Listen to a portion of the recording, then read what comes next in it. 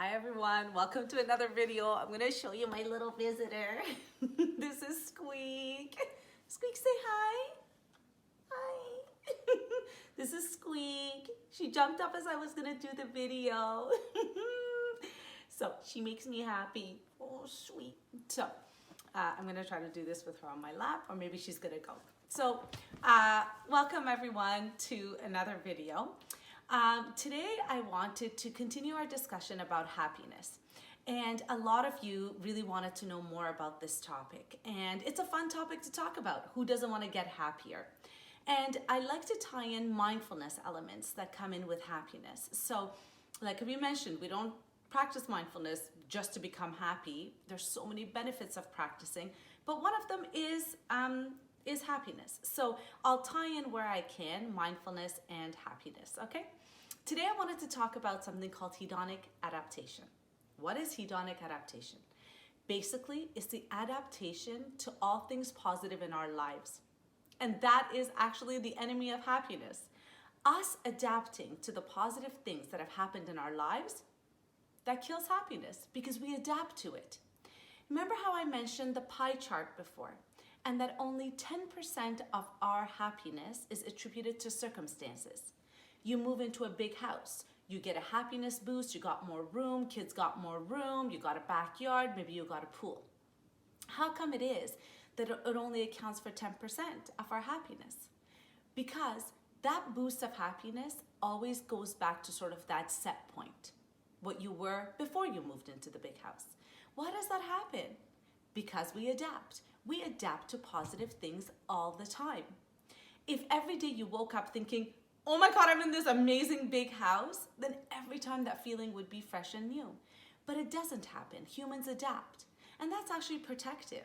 We adapt to negative things, which is also great, because if you were to have something terrible and negative happen in your life, and every day you relive that, that wouldn't be great either.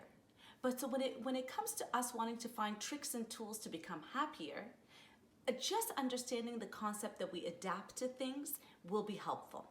So when you move into the big house, why is it that your happiness goes back to its set point? A, you adapt, the novelty wears off, but also you get rising aspirations. So now everyone's got that big house. Well, maybe the street over has even bigger houses. So there's rising aspirations, or you got a raise, but it's short-lived because buddy down the hall just got a raise too. And now there's somebody else who got a bigger raise than you. So it's all like social comparisons. So rising aspirations and social comparisons lead us to have circumstantial changes not really have a lasting impact.